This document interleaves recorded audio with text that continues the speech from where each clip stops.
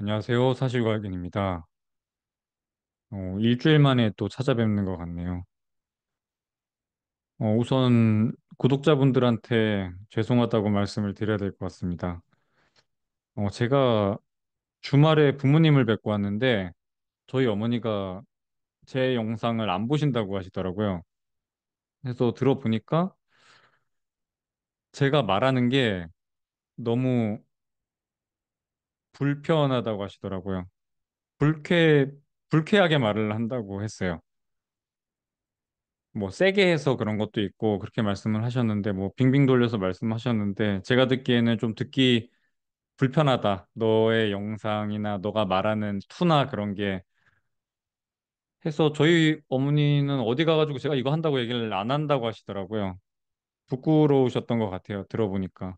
그래서 저도 제 영상을 이렇게 쭉 들어봤는데 어떤 포인트 때문에 어머니가 그렇게 말씀하셨는지 충분히 저도 공감을 했고 그래서 사실 이 유튜브를 그냥 더 닫으려고 고민을 많이 했어요. 그렇게 했는데, 사실 잘 생각해 보니까 지금 제 거 영상 봐주시는 분들은 그래도 지금까지 그런 불쾌하거나 뭔가 불편한 분들을 감수하고 함께 해주신 분들인데, 미안한 것도 있지만 고마운 게 훨씬 커서, 어떤 아주 일말의 책임감 같은 걸로 이걸 좀 더 양질의 정보를 드려야겠다라는 생각을 하게 됐어요. 이게 그냥 불편하면 소비자분들이 진짜 되게 냉정한 게 그냥 불쾌하고 불편하면 그냥 영상 끄고 나가요. 그래서 지금까지 그렇게 가신 분들한테는 제가 미안한 마음인 거고 지금까지 그래도 구독해주신 분들은 고마운 마음인 건데 예. 그래서 그거에 대한 제가 사죄의 마음으로 한 달 동안 일주일에 영상 3개 정도씩 뭐 지금 하던 대로 시황은 자주는 못할 것 같고 제가 뭐 그렇다고 그렇게 짧은 주기로 여러분들한테 의견 드릴 건 없을 것 같아서요.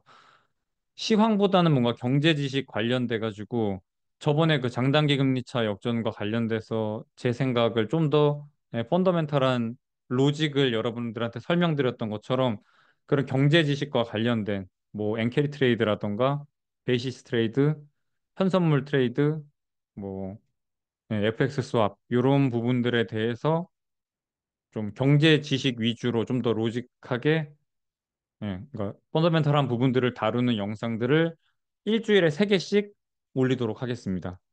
그래서 저번처럼 한 회당 안 올리면은 제가 100만 원씩 기부하는 걸로 그렇게 벌칙을 정하면 될 것 같아요. 그래서 제가 저번에 한 달 그렇게 할 때 진짜 힘들었거든요. 회사 다니면서 하느라고. 그때도 제가 영상 하나 못 올려가지고 100만 원 냈었는데 그리고 제가 3년 동안 이거 했는데 기부한 게 그래도 1년에 한 2, 300씩 해서 꽤 많이 했어요. 제가 이 유튜브 하면서 벌어들인 것보다 압도적으로 제가 지출한 금액이 훨씬 많습니다. 하다못해 지금 여러분들이랑 세미나 한다고 구독하고 있는 이 줌 같은 경우에도 2, 3만 원씩 나가고 해서 나가는 경우가 훨씬 많아요. 진정성. 저는 솔직히 이게 정보 전달하는 메신저의 진정성은 그렇게 크게 중요하다고 생각 안 하는 편인데 그래도 제가 3년 동안 여러분들한테 보여드린 거는 예, 진정성은 그래도 여러분들이 최대한 돈을 많이 벌었으면 좋겠고 벌었으면 좋겠다기보다는 잃지 않았으면 좋겠고 조금 더 뭔가 투자와 투기는 정말 한 끗 차이인 건데 그래도 좀 더 여러분들한테 도움이 됐으면 좋겠다는 마음으로 이거를 했던 거예요, 3년 동안.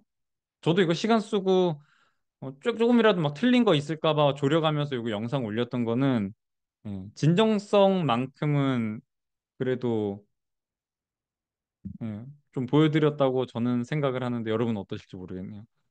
아무튼 그렇게 기부도 계속 하고 있고 그래서 기부 통장 저희 운용하고 있는 게 있는데 거기 쌓인 게 지금 한 5, 600 정도 있습니다. 그래서 보육원에 우선 매달 30씩 그 어린이들 심리치료 상담받는 비용으로 해가지고 1년 계약을 했거든요. 그래서 거기 360 나갈 예정이고, 뭐 그거 말고도 제가 어린이날, 추석, 설날, 크리스마스 이렇게 네 번은 꼭 선물 들고 보육원 찾아가고 있거든요.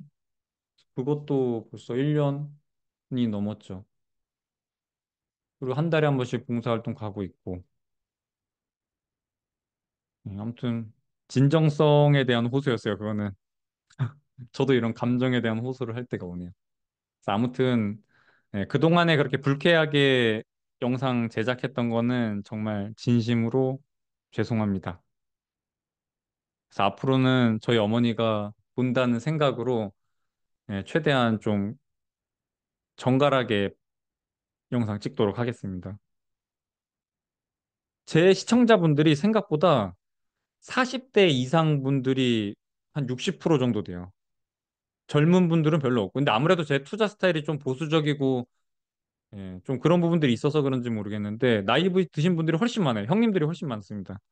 형님들이 그렇게 보는데, 제가 그동안에 구사했던 말투나 이런 게 확실히 불편하긴 하더라고요. 또 최대한 저희 어머니가 본다는 마음으로 영상 제작하도록 할게요. 앞으로는 진짜 좀 변화된 모습 보여드리도록 하겠습니다.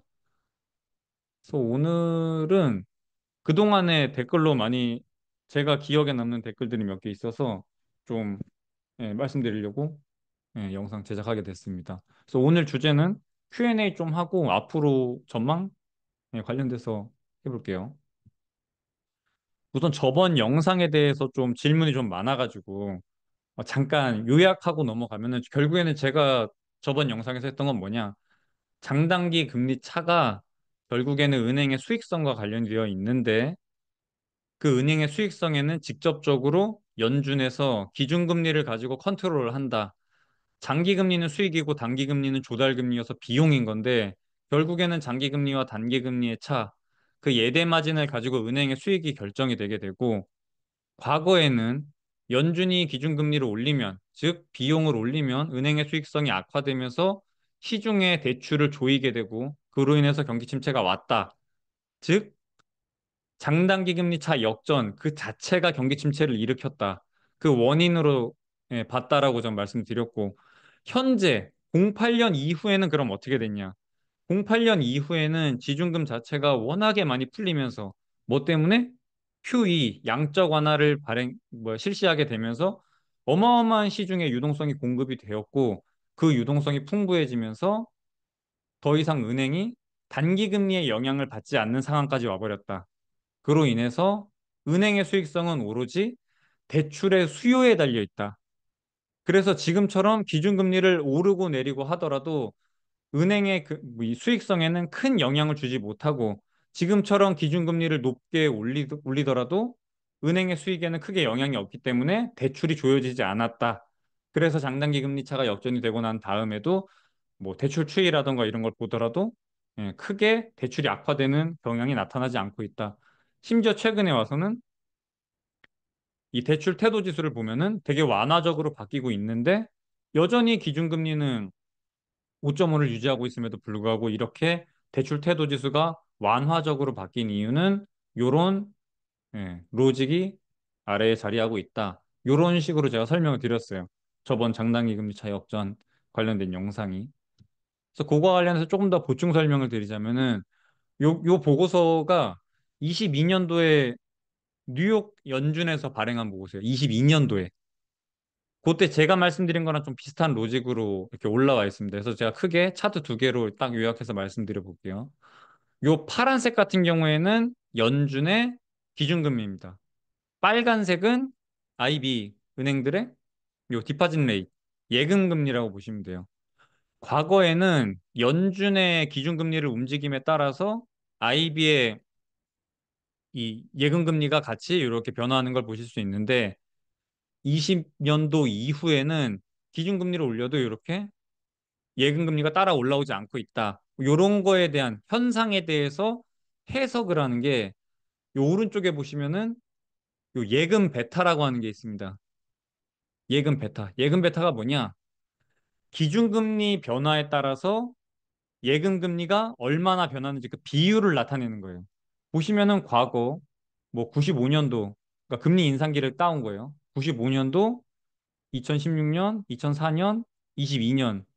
요렇게 크게 네 차례 금리 인상기를 가지고 분석을 했을 때 보면 과거에는 뭐 예금 베타가 기준금리 변동에 대해서 뭐 40%, 60%까지 올라갈 정도로 굉장히 연동이 잘 되어 있었는데 22년도 거를 보면은 20% 이하로 예금 베타가 20% 이하로 굉장히 기준금리와 예금금리의 코릴레이션이 줄어들었다라고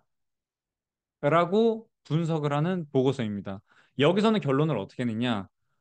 첫 번째는 풍부해진 시중의 유동성을 들었고, 두 번째는 유동성 대비 투자할 곳 자체가 많이 줄어들었다. 이렇게 해석을 하고 보고서가 끝납니다. 뭐 궁금하시면 이렇게 찾아보시면 될 것 같아요. 디파짓 레이스로 치면 아마 나올 거예요.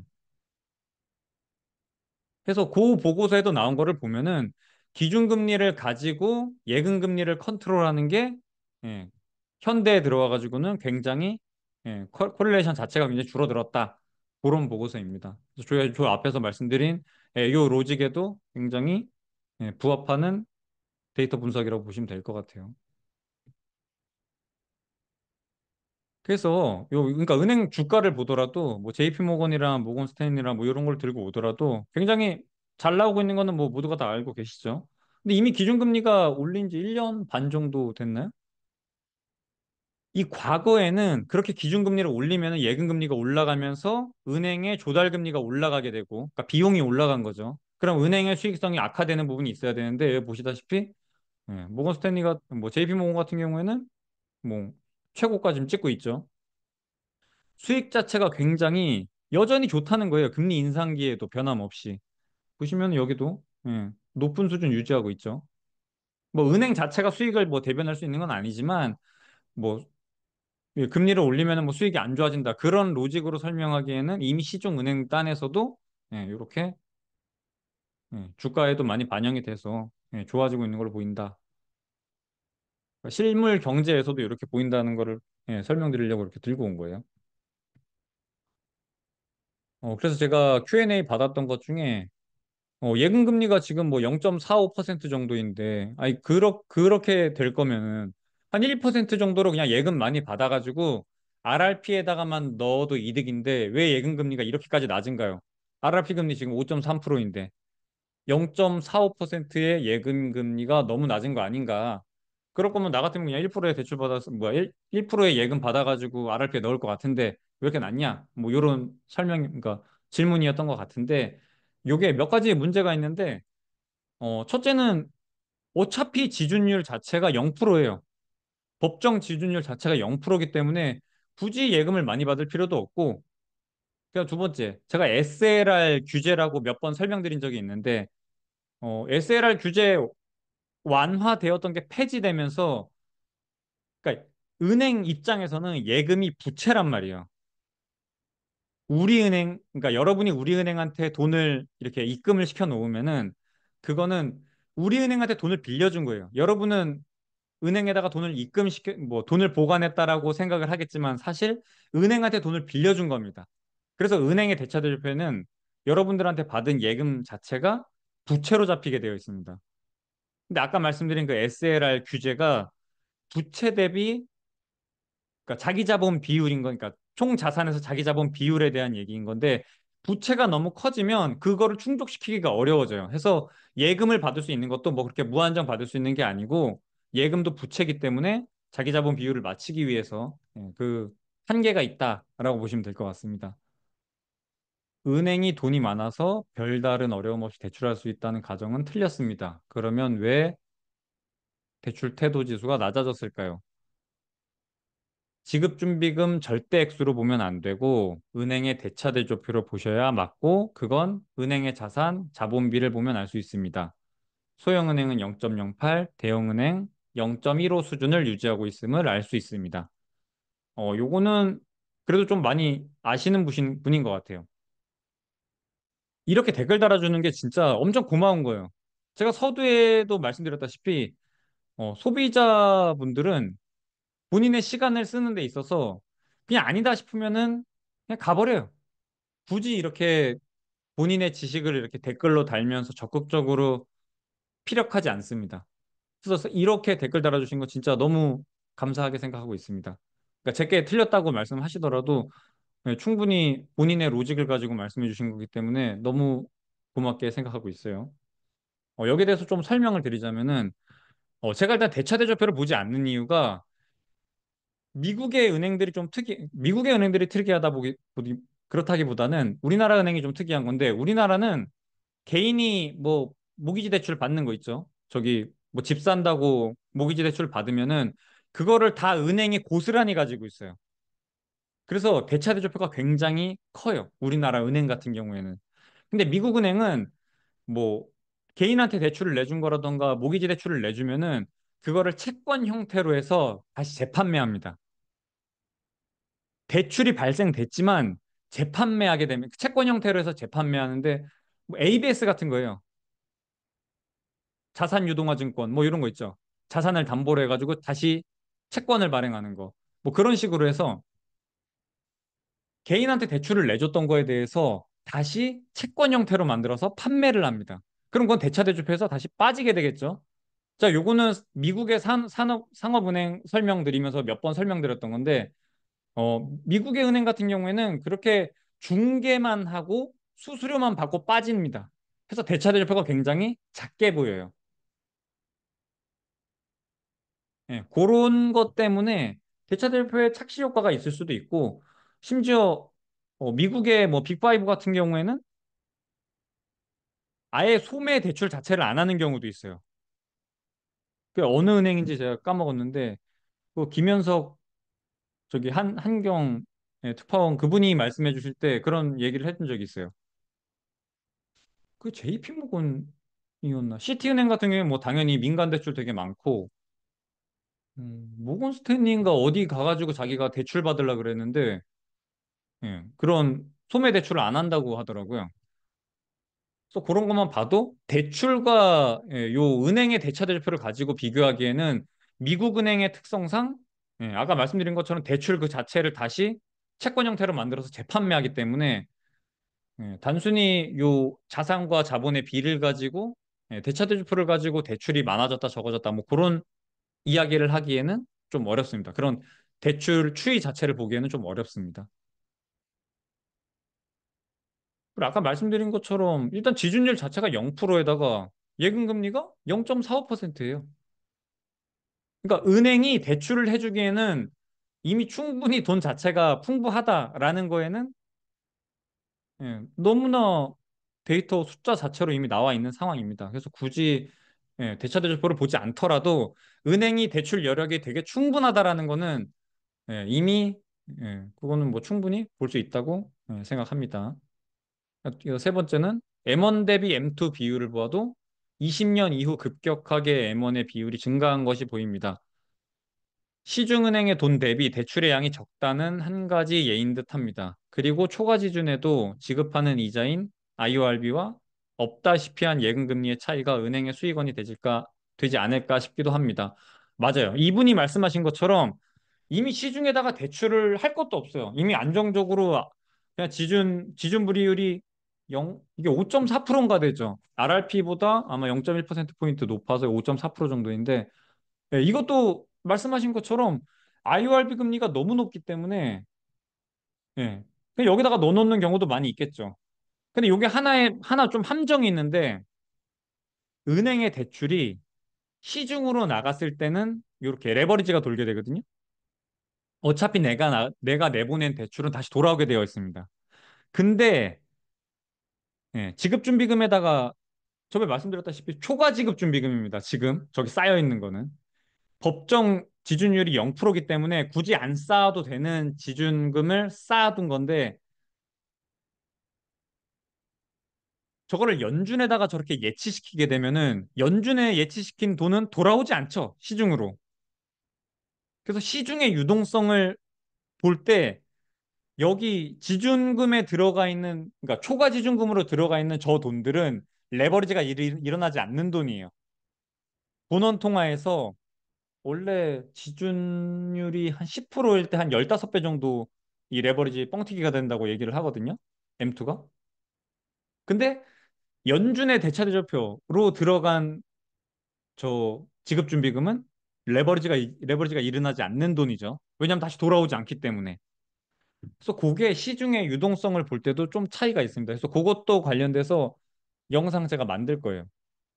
그걸 왜 만들 거냐면은 금리 인하와 관련돼 가지고 여기 또 말씀하셨죠. 되려 기준금리가 떨어지면 IORB가 떨어지면 예금 대비 마진이 줄어드는 것이 아닐까 싶기도 합니다라고 말씀하셨는데 저는 요게 금리 인하가 왔을 때 유동성이 어떻게 될 것인가를 설명할 때 그 고민을 하고 있습니다. 그거를 제가 좀 공부를 하고 있어요. 금리 인하가 되면은 진짜 유동성이 줄까? 늘어날까? 그거를 좀 연구를 하고 있습니다. 명확히 말씀드리기가 지금 상태에서 좀 어려울 것 같아요. 아무튼 다시 돌아와가지고 요게 왜 이렇게 됐냐면은 보면서 설명을 드려야 될 것 같아요. 22년도에 정말 말도 안 되게 M1을 찍어내서 그래요. M1이라고 하면은 시중에 통화라고 생각하시면 됩니다. 그러니까 찍어낸 화폐, 본원 통화입니다. 본원 통화. 여기 보시면은 22년도에 그동안에 20년도까지 4조? 4조 맞죠? 빌리언이니까 4조. 4조 달러 정도 있던 게 22년도여가지고 이렇게 뻥튀기 시키면서 진짜 말도 안 되게 M1 발행을 한 거예요. 한 5배 정도로 불어났네요. 2년 만에 22년 2월. M1 자체가 너무 높아지다 보니까 여기 말씀해주신 M1 대비 M2를 보면 이렇게 된다는 게 M1 자체가 5배가 됐기 때문에 이렇게 M1 대비 M2 비율로 보면은 굉장히 이렇게 좁아진 것처럼 보일 거예요. 해서 말씀하신 것처럼 오히려 IORB가 떨어지는 부분이 은행의 예대 마진에서는 좀 손해가 되지 않을까 싶습니다. 0. 뭐 바뀌었나? 빅테크만 좀 못 올랐고 다우 포함 신고가인데요. 라고 말씀하셨는데 어, 저는 다우 지수를 아예 보질 않아요. 이게 지수 산정 방법을 아셔야 되는데 요즘은 미국 주식을 대표하는 지수는 뭘로 쓸까요? S&P 500 아니에요? 다우가 되게 역사가 오래되고 막 그런 지수이긴 한데 다우 같은 경우에는 대형주 30 종목을 가지고 산정하는 예, 지수예요. 근데 다우가 되게 함정이 하나 있는 게 다우는 시가총액을 고려하지 않습니다. 가격 그 자체를 가지고 지수를 산정해요. S&P 500은 시가총액 가중평균 해가지고 지수를 산정을 하거든요. 당연한 거잖아요. 근데 다우는 되게 특이하게 그 종목 가격 변화를 가지고 그러니까 가격 그 자체를 가지고 지수를 산정해요. 그 가중평균이나 이런 게 없습니다. 그래서 저는 다우를 보지 않아요. 그냥 아예 신고가인데요? 이게 뭐 무슨 말씀이실까요? 모두 다 빅테크만 좀 그러니까 중시가 좋다는 말씀을 하신 거겠죠. 제가 앞으로 안 좋을 거라고 말씀을 드렸던 건데 뭐 요 뒤에서도 말씀드리겠지만 저는 일단 국장에 대해서 되게 안 좋게 말씀드렸던 거고 2700이 한계다라고 말씀드렸던 거고 당연히 미국장에서도 뭐 굳이 올라갈 룸 자체가 커 보이지 않는다라는 취지로 영상을 만든 거예요. 저는 제가 유리할 때만 주식합니다. 1년에 몇 달 되지도 않아요. 되게 보수적으로 해요. 그냥 뭐 장기금리, 장기채 같은 데다 사놓고 뭐 이자 받아 먹다가 장기금리 내려오면 팔고 주식했다가 뭐 이렇게 유리할 때만 해요. 제가 그 영상을 올렸던 거는 절대 매수하는 자리, 그러니까 매수자가 유리한 자리는 아니다. 기존에 들고 있던 사람들이 뭐 수익을 내면 내는 거고 하는 건데 뭐 신규 진입할 자리는 절대 아니다. 이런 취지로 영상을 제작했던 거예요. 그래서 다우 포함 신고가인데요. 아무튼 다우 지수는 그렇게 가격으로 지수를 산출하기 때문에 그렇게 신뢰도 높은 지수로 보진 않아요. 오히려 요즘은 그냥 아예 100% 그냥 S&P 500으로 다들 보고 있고 좀 기술주 위주다라고 하면은 나스닥 100을 보고 있는 거고. 그렇게 보시면 될 것 같아요. 그럼 지금 같은 상황에서 연준이 금리를 내리면 시장에 인플레이션 우려를 다시 하지 않을까요? 그렇다면 장기 금리는 다시 상승할 것 같은데요.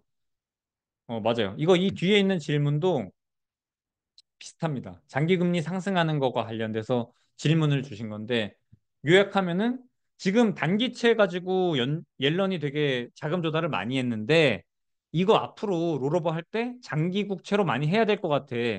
그래서 장기 국채 발행이 늘어나면 장기금리 올라가는 거 아니야? 뭐 이런 식으로 로직을 피신 것 같아요. 맞아요. 저도 이거를 되게 걱정을 했었고, 저는 오히려 연초에 이거를 한번 해소했어야 된다고 생각을 했던 거예요. 제가 2분기에 장기금리 되게 많이 올라갈 수도 있겠다라고 말씀을 드렸던 이유가 저는 이걸 2분기에 할 것 같아. 2분기 자금 조달 계획에서 밝힐 거라고 생각을 했단 말이에요. 그동안에 단기 국채로 되게 많이 조달한 거 장기 국채로 많이 전환할 걸로 2분기 발표할 때 그러지 않을까라고 생각했던 건데 그걸 안 했어요. 옐런이. 그래서 그거는 아마 대선 끝나고 하지 않을까 싶습니다. 그래서 그때까지는 조금 여유가 있다. 그러니까 시간이 있다라고 보시면 될 것 같아요. 하긴 합니다. 이건 무조건 하는 거예요. 그동안에 뭐 경기 침체 오거나 이래가지고 자금 조달할 때는 단기채로 자금 조달하고 그 일단 불난 거 불 끄기 시작하면은 그때부터 장기 금리로 이렇게 스위칭을 합니다.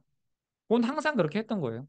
그래서 이번에도 당연히 그렇게 할 텐데 그게 그러니까 장기 국채를 투자하는 입장에서는 사실 리스크죠. 잠재 리스크. 저도 그 부분에 대해서는 충분히 공감을 하고 있고, 그거는 좀 추이를 지켜봐야 될 것 같아요.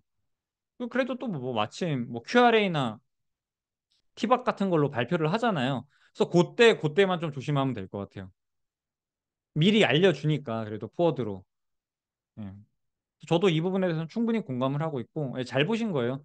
단기 국채를 장기 국채로 스위칭하는 게 장기 국채 투자에 있어서는 리스크 아니냐라고 질문을 하신 것 같은데, 맞습니다.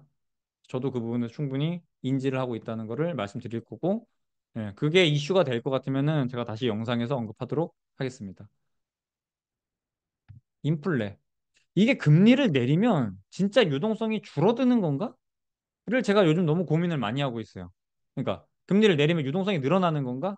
늘어나는 게 이제 시중의 상식인 거죠. 근데 꼭 그렇지 않을 수도 있을 것 같아서 고민이 많습니다. 그래서 그거는 제가 요즘 연구를 많이 하고 있는데 제가 좀 정리가 되면은 다시 영상으로 찾아뵙도록 할게요. 거의 다 왔다고 보고 있습니다. 오늘도 좀 빠지긴 했는데 코스피가 제가 영상 올린 순서 보면은 여기 8월 조심해야 합니다라고 1개월 전에 올렸었던 게 여기 제가 주식 한창 했던 게 6월 달에 옐런이 자금 푸는 거 그거 뒷배 받아가지고 쭉 여기서 주식 많이 했고 그게 이제 요 영상이고 근데 8월 달에 안 좋을 것 같다라고 요때 말씀을 드렸고 그 다음에 요거 8월 1일, 8월 2일, 3, 4 주말, 8월 5일에 이제 블랙 먼데이 한번 온 거고 말도 안 되는 하락 나왔죠. 그러고 나서 이제 요 영상 올렸던 거죠. 여러분 너무 힘들 것 같다고 하면서 요 영상 올렸던 거고 요때 제가 했던 게 괜찮다고 올린 거였어요. 이거 새로운 꿀통이라고 이거 그냥 줍줍해야 된다. 오히려 이건 주어야 되는 기회지 경기 침체는 말도 안 되는 거고 예.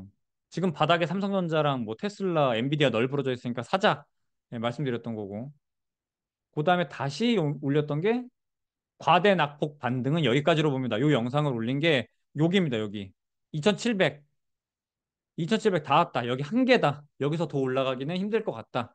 단기 과대 낙폭에 대한 반등으로는. 해서 2700에서 그냥 꽤 그냥 꾸준히 이렇게 한 열흘 정도 횡보한 것 같아요. 보면은. 10일 전에 올렸죠. 열흘 정도 이렇게 횡보가 있었던 것 같은데 다시 빠지면서 그래도 21선이랑 200일선 닿으면서 반등의 중요한 시점이긴 했어요. 근데 제가 봤을 때는 코스피가 여기서 이제 N자형 패턴 그리면서 쭉 반등해서 올라가려면 누가 뭐래도 금투세입니다. 금투세. 금투세를 정리를 해줘야 돼요. 혹시라도 금투세가 좀 안 좋게 나오면은 저는 2,500까지도 보고 있습니다. 아래로는 되게 많이 열려 있는데 위로는 좀 닫혀 있는 상태가 아닌가. 근데 그게 좀 예, 좋게 긍정적으로 얘기하기에는 좀 어려울 것 같아요. 그래서 제가 일단 전망하고 있는 거는 지금도 사실 굳이 들어갈 자리는 아니다. 제가 앞으로 이제 좀 이 여러분이랑 소통하는 프리퀀시를 좀 빈도를 늘려갈 계획이라고 말씀드렸으니까 저는 상승 나오고 나서 들어갈 거예요. 9월, 10월은 어차피 돈을 풀긴 할 텐데 10월. 10월은 일단 당연히 좋을 거라고 보고 있고 9월은 조금 긴가민가 합니다. 그래서 제가 아까도 말씀드렸지만 저는 그냥 제가 유리할 때만 투자를 하는 스타일이기 때문에 여기서 확실하게 N자 패턴 그리면서 반등 나오면 그때 진입할 거예요. 굳이 지금 들어가가지고 리스크를 안고 가고 싶진 않아요. 딱 반등하기 좋은 라인이긴 해요. 근데 아래로 저는 좀 룸이 많이 열려 있지 않나라고 보고 있습니다. 저는 2,500까지도 충분히 열려 있다고 보고 있고 예. 요즘에 좀 2차 전지가 많이 올라오긴 했는데 2차 전지가 뭐 때문에 올라왔는지 저는 지금도 모르긴 합니다. 사실. 그냥 많이 싸졌다. 요거 하나 가지고 올라온 건데 그걸로 투자하기에는 좀 제 투자 스타일에는 좀 맞지 않는 것 같아요. 그래서 저는 아직도 장기국채만 들고 있습니다. 나머지 현금으로. 그냥 투자 안 하고 있어요. 쉬고 있습니다. 쉬고. 요즘 막 빠지는 거 보면 무섭지 않아요? 요즘 진짜 뭐 하나 잘못 걸리면 올해 농사 다 망치겠던데 보니까. 그래서 이렇게 돈이 없으니까 결국에는 막 반도체 돈 빼서 2차 전지 사고 반도체 돈 빼서 저기 뭐 바이오 사고 막 이렇게 되고 있는 것 같단 말이에요. 그러니까 돈이 한정된 곳 안에서 이렇게 돌고 있어요. 여기 보시면은 거래량도 엄청 줄었어요. 그래서 저는 거래량도 회복이 되고 어느 정도 반등이 나온 다음에 진입할 예정입니다. 그래서 지금은 굳이 내가 들어간다 할 필요는 없을 것 같아요. 오늘 영상은 여기까지 하고요. 아까 말씀드린 것처럼 앞으로는 저희 부모님이 본다는 생각으로 좀 말투랑 이런 거 좀 정갈하게 해서 올리도록 할게요. 그리고 앞으로 일주일에 영상 3개로 한 달. 벌칙은 한 회당 100만 원 구하기. 그렇게 진행하도록 하겠습니다. 그래서 오늘 영상은 여기까지 하겠습니다. 다시 한번 지금까지 구독자 이렇게 유지해 주신 분들한테 진심으로 감사합니다. 잘할게요. 빠잉.